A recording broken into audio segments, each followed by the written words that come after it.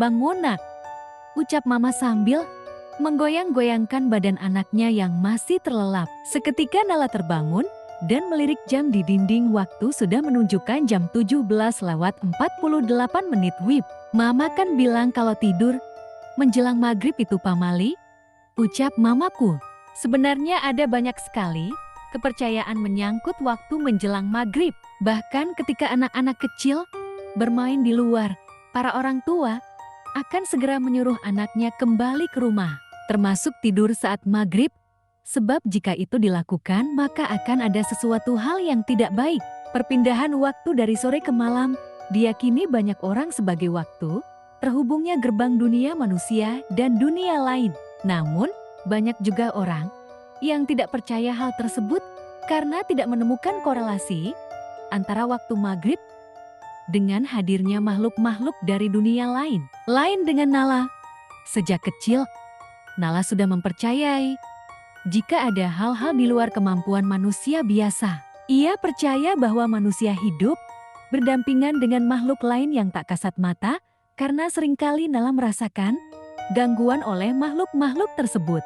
Gangguan tersebut paling sering dirasakan oleh Nala saat dia pindah ke rumah barunya sewaktu masih SMA. Rumahnya saat itu memang sudah tua, berukuran sedang, dan remang-remang. Maklumlah itu adalah rumah dinas yang sudah ada dari zaman pembangunan Indonesia kala merdeka. Jadi tidak heran kalau ada kalanya makhluk tak kasat mata seringkali mengganggunya, dari mulai suara tangisan, suara langkah kaki, bahkan bayangan hitam besar di jendela pun pernah ia lihat. Saat itu pula Nala sadar bahwa ia memiliki kemampuan untuk merasakan dan melihat mereka meskipun tidak lama. Mungkin kala itu, para penghuni rumah tersebut merasa terganggu dengan adanya kehadiran Nala dan keluarganya. Nala tidak bermaksud mengganggu, tapi disinilah keluarganya tinggal, tidak tahan dengan gangguan-gangguan tersebut.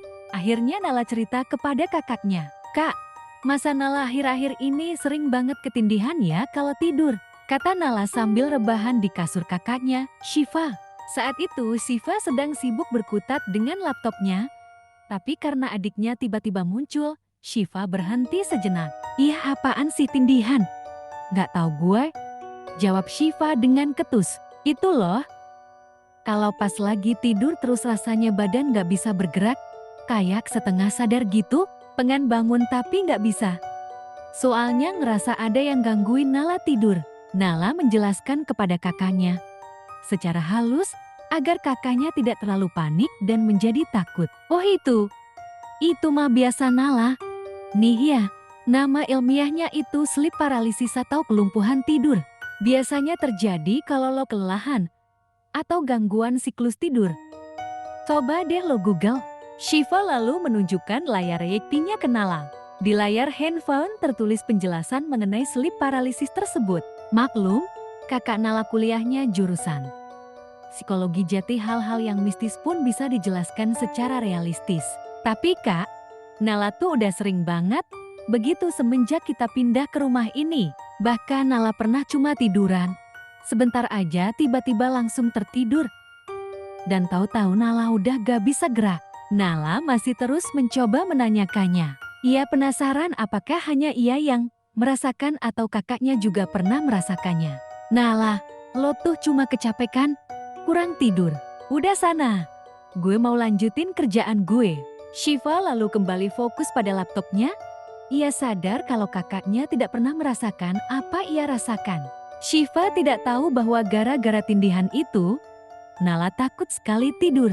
Terlebih tidur dengan lampu mati, takut terlelap dalam gelap dan menemukan sesuatu yang tidak ingin ia lihat. Tahun 2010, Nala pindah ke Bandung untuk melanjutkan kuliah di salah satu universitas terkenal di Dipati Ukur, Bandung, bersama ketiga teman baiknya Mayang, Akbar, dan Dila.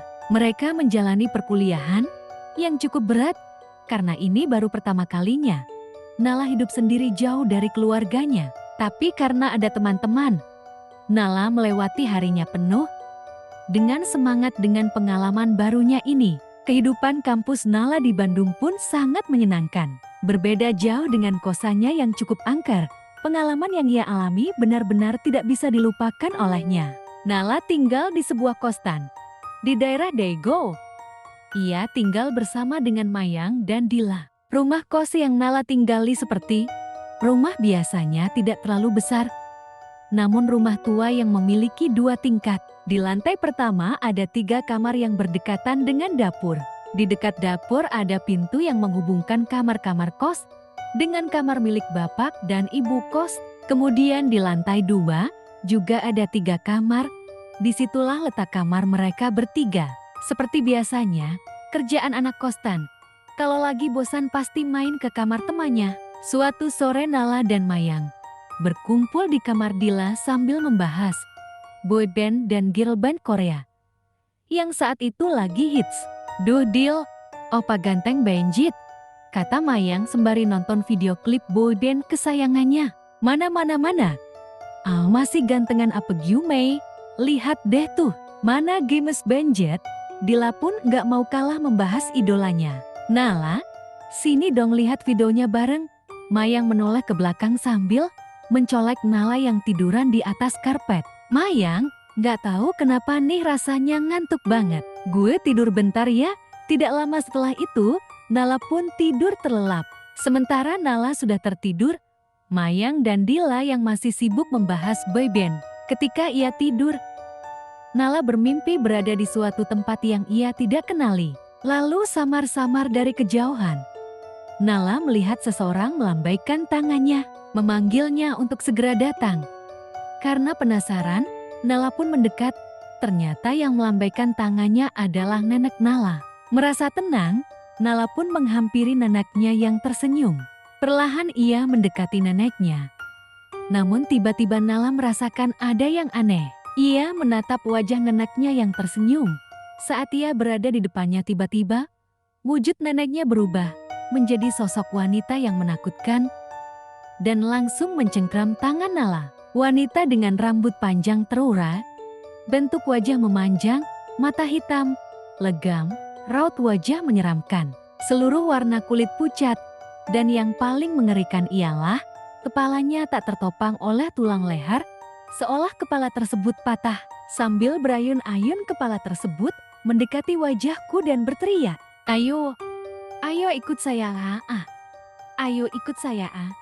Teriak wanita itu dengan suara-suara tinggi namun sedikit serak, sembari terus menarik-narik tangan Nala. Nala yang ketakutan mencoba melepaskan dari cengkraman wanita tersebut, tapi tidak bisa. Nala merasakan tubuhnya tidak bisa bergerak sama sekali, bahkan bibirnya ikut mati rasa dan tak bisa mengucapkan satu patah kata pun. Nala saat itu berusaha melarikan diri dan mencoba berteriak sekuat tenaga, sampai akhirnya mata Nala terbuka dan melihat Mayang dan Dila tertawa-tawa sambil menonton video. Tapi mereka tidak ada yang sadar dengan apa yang terjadi pada Nala. Nala mencoba meminta bantuan teman-temannya agar segera menolongnya dari cengkraman wanita tersebut. Nala mencoba minta tolong namun lagi-lagi ia tidak bisa membuka mulutnya. Nala sekuat tenaga untuk menggumam, mencoba menyadarkan temannya bahwa ia membutuhkan bantuan. Nala merasa bingung dengan apa yang ia rasakan, apakah ini mimpi atau kenyataan. Ia dapat melihat teman-temannya, namun tubuhnya tidak bisa digerakkan. Ia mencoba melihat ke atas, dan wanita itu tepat berada di langit-langit kostannya menatap tajam ke mata Nala. Ternyata wanita itu masih mencengkram tangannya. Perlahan wajah wanita itu mendekati Nala. Nala sekuat tenaga berontak agar terlepas dari cengkraman wanita tersebut. Air mata Nala menetes. Ia benar-benar ketakutan saat itu. Sampai akhirnya ia mencoba membuka mulutnya untuk berdoa. Namun lagi-lagi ia hanya bisa bergumam.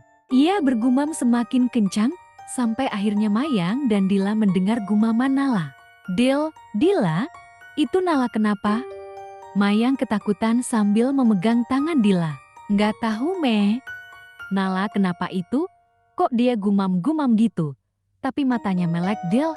Ini anak ngigo apa gimana sih? Dila, gue takut deh. Sumpah gue takut banget." Nala menatap mata Mayang, berusaha agar ia segera menolongnya. dari ketidaksadaran akibat ulah wanita menyeramkan itu. Nala sambil menatap Mayang. Ia terus bergumam memohon pertolongan pada temannya. Mayang dan Dila ketakutan melihat Nala. Mereka tidak yakin harus melakukan apa waktu itu.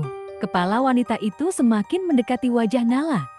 Ia terus mencoba berdoa dengan berteriak dan akhirnya mengumpulkan tenaganya untuk membuka mulutnya. Karena satu-satunya jalan agar Nala bisa lepas dari cengkraman sosok yang menyeramkan itu adalah dengan segera teriak dengan doa. Sampai akhirnya Nala berhasil membuka mulutnya dan mengucap, Allahu Akbar. Ia terbangun dari posisi tidurnya dan terduduk di samping Mayang dan Dila yang masih kebingungan. Nala, lo nggak apa-apa? Gue takut banget tadi lihat lo melotot sambil nangis, kata Mayang sambil memegang lengan Nala. Nala yang masih syak dengan kejadian yang menimpanya itu hanya bisa terdiam dengan tatapan kosong. Nala merasa takut sampai tidak bisa berkata apa-apa. Ia melihat ke atas dan sosok tersebut sudah menghilang. Nala takut apa yang akan terjadi kalau sosok menyeramkan itu akan muncul kembali. Apakah jiwanya akan dibawa dari dunia manusia? Malam sudah semakin larut. Mayang yang tidak berani kembali ke kamarnya setelah melihat Nala, ia memutuskan untuk tidur di kamar Dila. Nala, udah tidur? Istirahat lagi ya. Besok pagi kita bahas lo kenapa, kata Mayang sambil bersiap-siap untuk tidur. Namun, Nala sudah tidak bisa tidur lagi, terlalu takut untuk memejamkan mata dengan kamar yang gelap. Takut kalau akan ada yang menariknya lagi. Hingga akhirnya Nala terjaga sepanjang malam. Karena perasaannya masih tidak tenang.